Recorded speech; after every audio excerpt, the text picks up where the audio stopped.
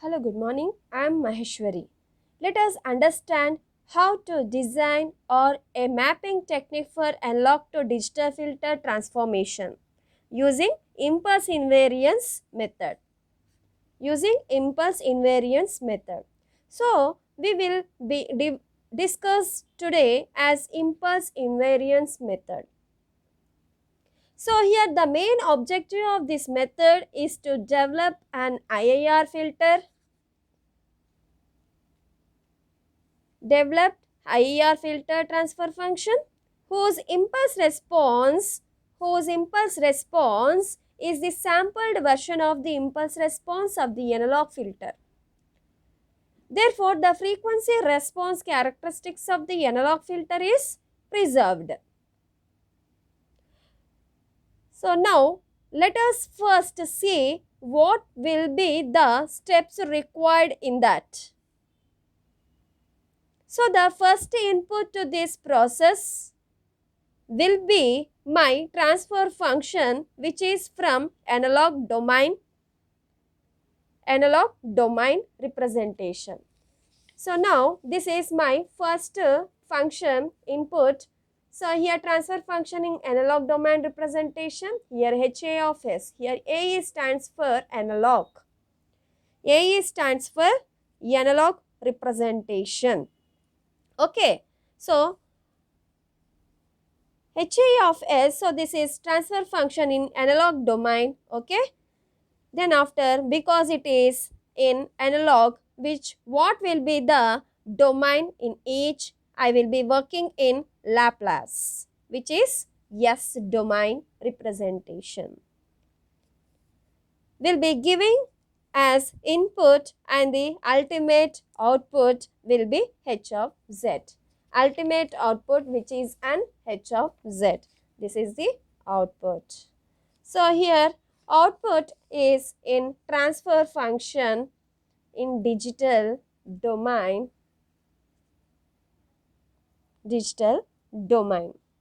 So, here the output will be H of Z, which is the transfer function in digital domain, right? So, I will have a transfer function in analog domain as in input, and I will have a digital domain as a transfer function as an output. Okay. So, analog domain is in input and analog here digital domain is in the output here. Okay. So, this is the structure of impulse invariant transformation. So, in this case analog domain is the input and here the output transfer function is digital domain representation. Okay, in between I have to do that mapping. How we will be doing it in first step? I will obtain H of t. I will obtain H of t. How can I do this? I will applying inverse Laplace transform. Here I am applying inverse Laplace transform. Applying inverse Laplace transform. So, here I am applying. Okay. Now, HA of S becomes, after applying inverse Laplace transform, we get HA of t. Now, HA of S. Now, HA of S to obtain HA of t. Once we obtain that, from this function H of NTS is applied or it's obtained by sampling method.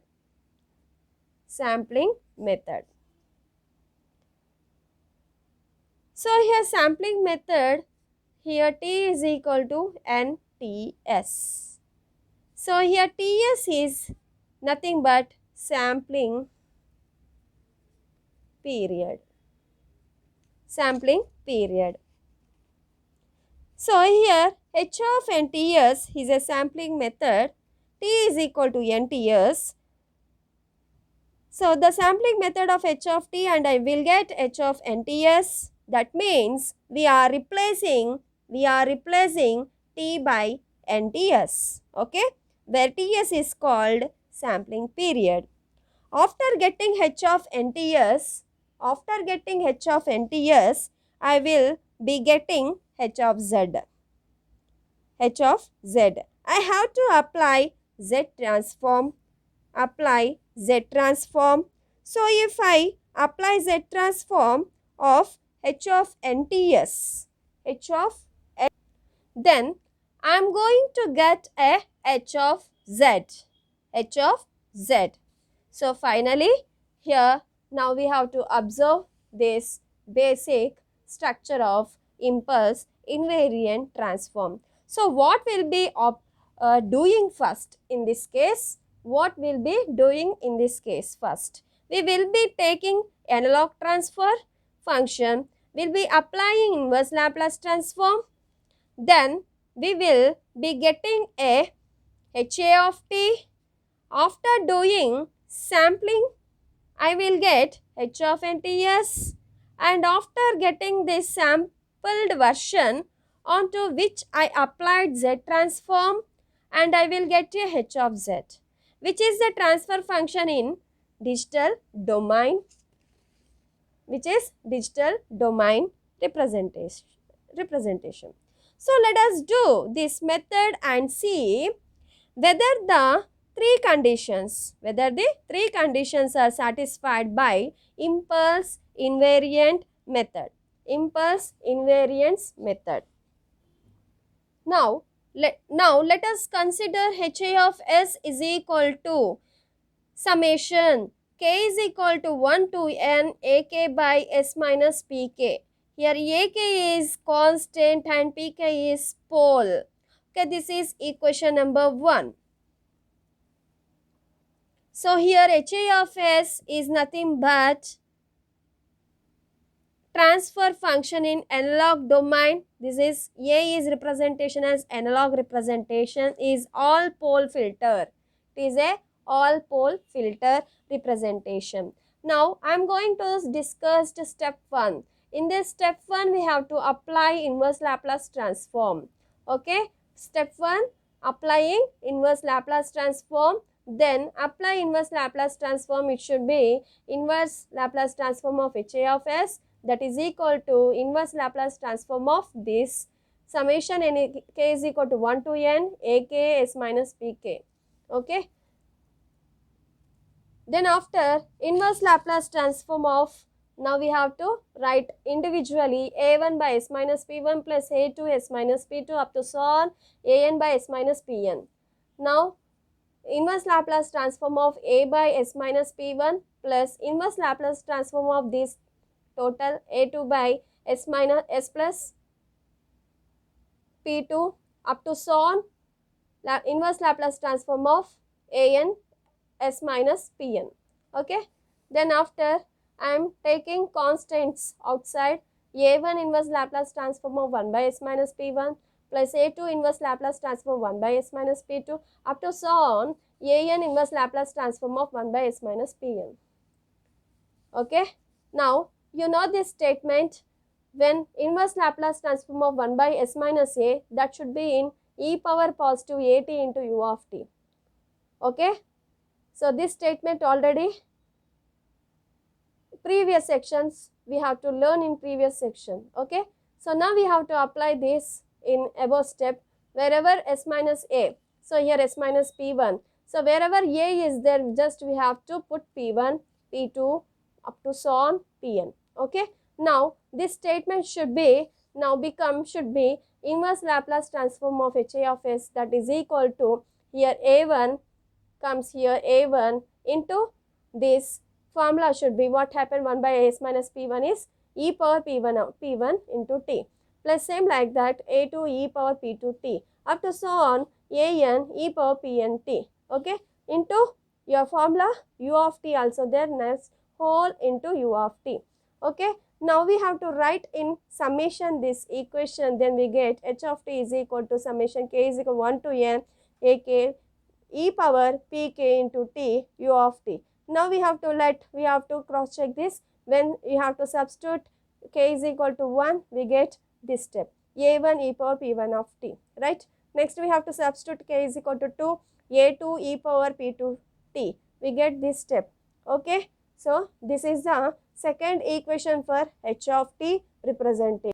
Next, step 2, applying sampling. Applying sampling, that is t is equal to nts. Applying sampling, that is t is equal to nts. Okay, I will replace wherever t is there, we have to replace nts. Okay, so what is second equation here? Second equation, so here second equation is h of t is equal to summation k is equal to 1 to n ak e power pkt u of t, right? So this is the second equation. Wherever t is there, we have to just substitute nts. Okay, then after we have to get h of nts, that is equal to summation k is equal to 1 to n ak e power pk nts u of nts. This is equation number 3. Okay, then after third equation, step 3 is applying z transform. Applying z transform in above equation. Why we have to applying z transform means our basic structure. Here the basic structure after h of t, applying sampling method. Okay, so after sampling method we have to achieve inverse z transform. Okay, applying inverse z transform, then we have to achieve h of z.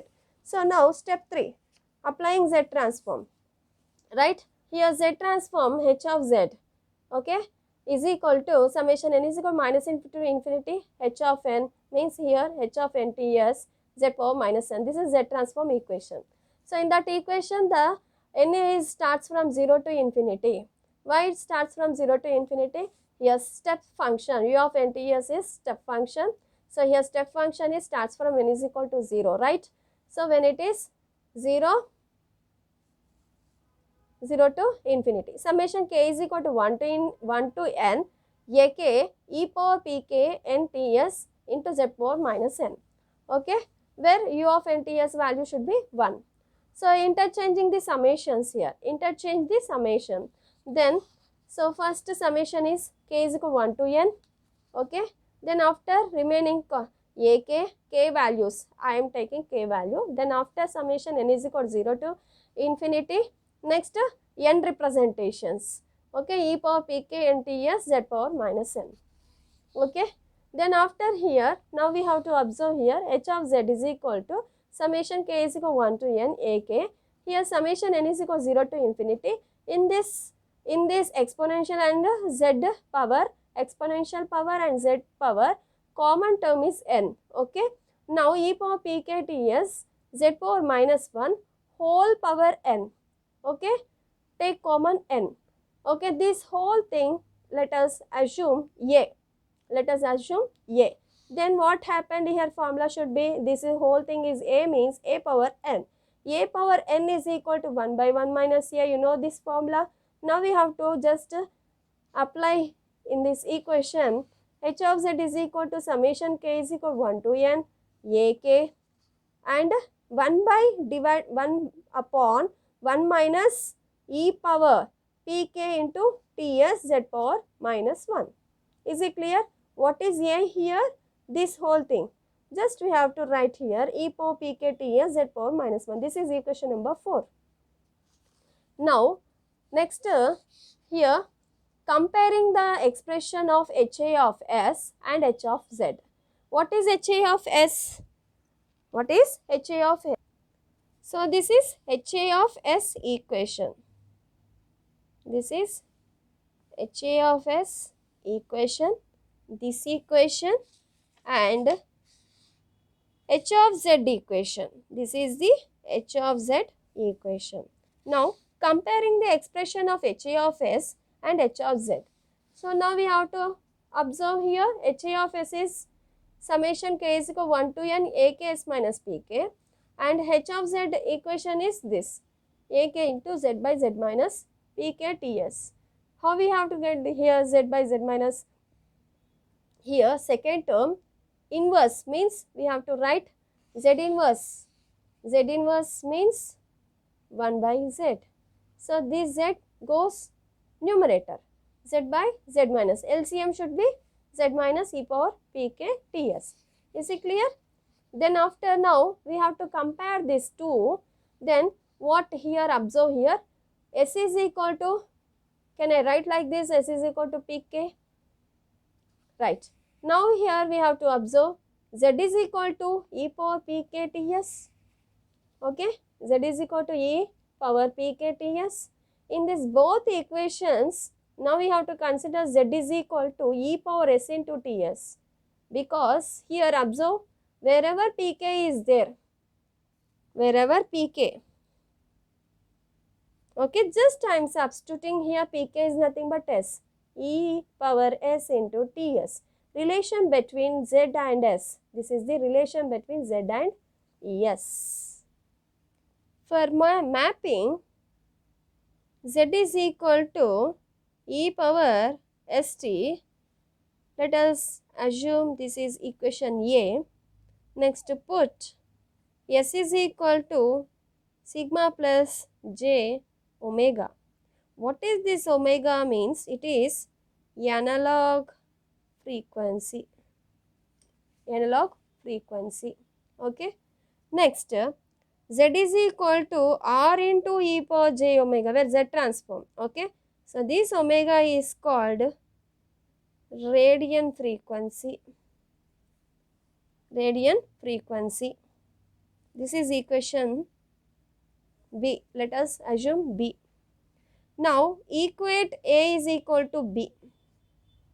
Then what we have to get? A is equal to B means e power st, e power this st and this one is equal to r e power j omega.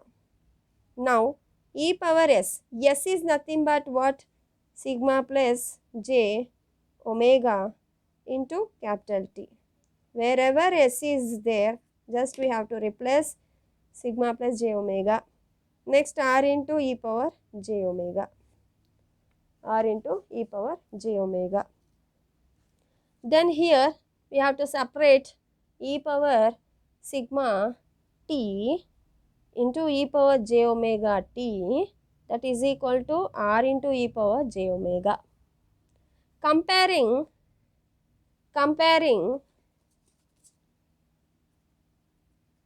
real and imaginary. Comparing real and imaginary. So here real components are r is equal to this. R is equal to e power sigma t and e power j omega is equal to e power j omega into t. Clear? So here exponential basis is same, means j omega is equal to j omega t, j get cancel, omega is equal to omega into t. This is omega value. Next let us observe here, this is x-axis and this is y-axis, real and imaginary representation. In this it is real axis, it is imaginary axis. So here the imaginary representation, so here negative and positive, here real and here now it should be in r is equal to 1 representation. When the real is negative, then it is located inside the unit circle. When it is negative, real is negative, it should be inside the unit circle, located inside the unit circle. When now we have to observe here, it is outside the unit circle. Okay, it is a outside the unit circle representation. When here now observe, if sigma is less than 0, r is less than 1, means sigma is negative. Its sigma is negative. So all poles will get mapped onto the inside the unit circle. When sigma is equal to 0, r is equal to e power 0 value is 1. Okay, all the poles on the imaginary axis. Next, if is greater than 0, r is equal to 1, all poles mapped outside the unit circle. Next, finally observe here, omega is equal to omega into ts. Here ts is nothing but sampling. Here small omega is ranging from minus infinity to infinity, we have to remember this omega is range from minus infinity to infinity. Next to omega ranging from minus pi to pi. So you have to remember this representation. So this is for the impulse invariant method.